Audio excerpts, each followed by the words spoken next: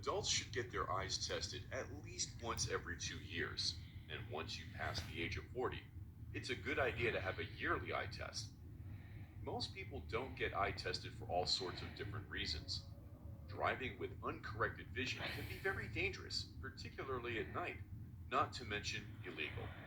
As a driver, you should bear in mind that a significant number of the people around you on the road could have vision that is below the minimum legal standard. Be particularly careful at night and in poor weather conditions. We have seen how people make assumptions about their own abilities and the abilities of their vehicle when they drive. Another perfect example of this happens when it comes to estimating how long it will take to stop the car in an emergency. Click on the next button to continue.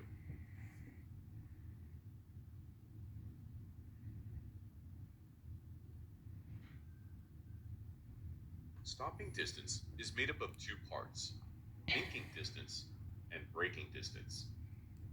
Thinking distance, where we see and recognize the hazard, will be longer if we are tired, unwell, or distracted.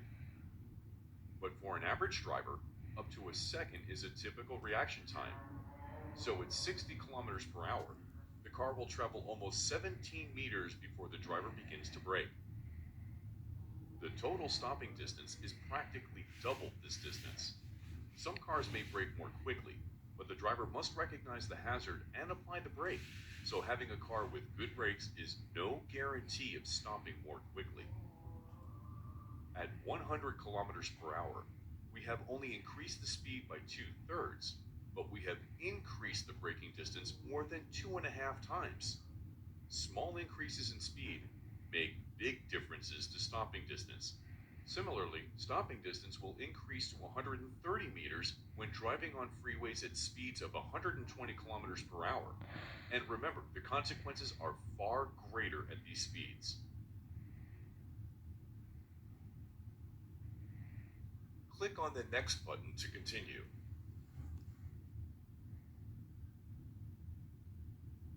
The best way to reduce risk is to have a safe distance between you and the car in front. If you are too close, most of your concentration will be focused on the car in front, but leaving more space will allow you to scan the road and pavements effectively and give you a greater chance to see and react to developing hazards effectively. Here are two clips from Dubai traffic cams that show drivers not leaving enough space for the speed they are traveling at.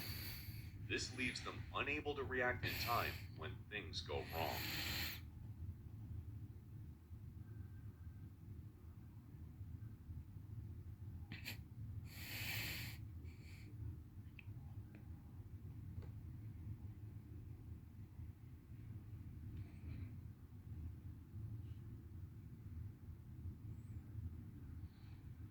Click on the next button to continue.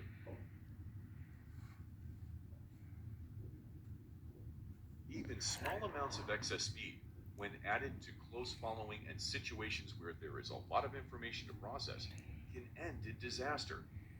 We are relatively well protected in modern cars, trucks, and buses. But the next slide looks at how this same issue can affect your whole life if vulnerable road users are involved. Click on the next button to continue. Adding 10 kilometers per hour to the speed of your car can more than double the chances of killing a pedestrian if you hit them.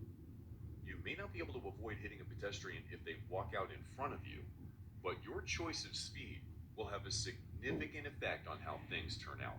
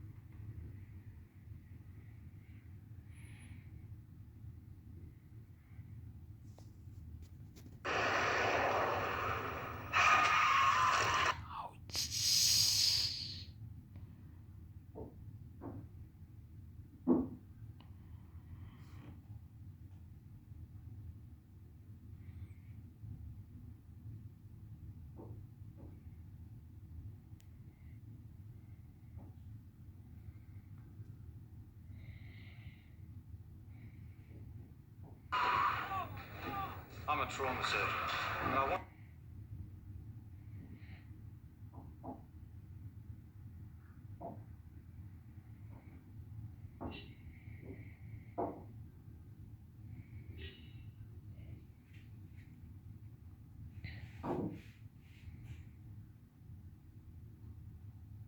to reconstruct what happens to the human body in less than 2/10.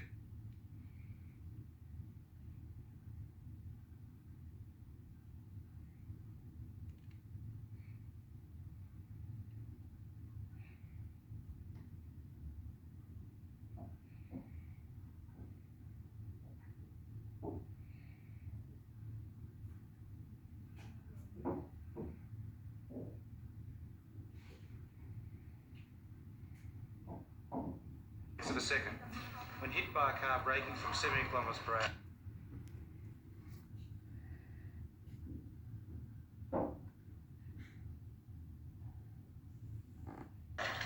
Over a braking distance 50 metres.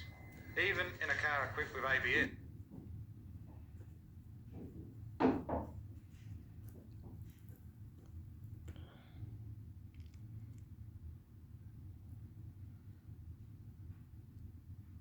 The first impact will occur around 46 k's. The bumper hits the knee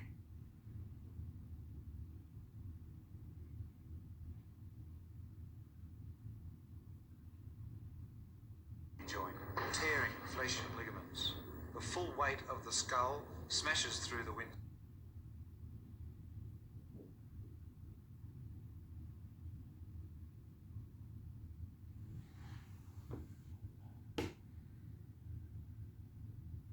Screen. The neck snaps, the skull shatters.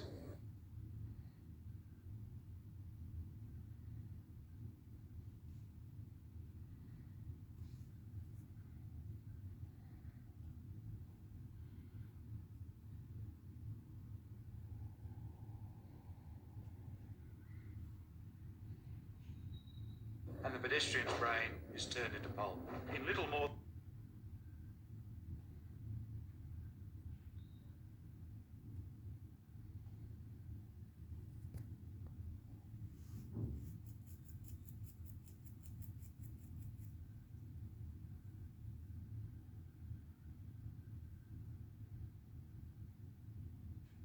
than a second, the pedestrian's body will hit the road with a 70%.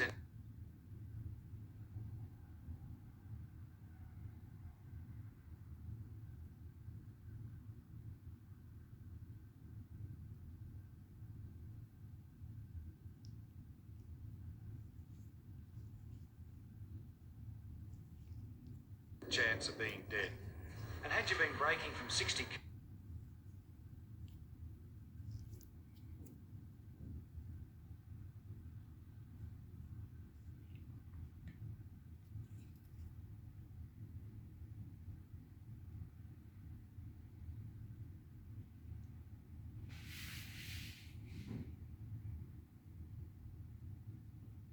Remember, one way to reduce risk is to have a safe distance between you and the car in front.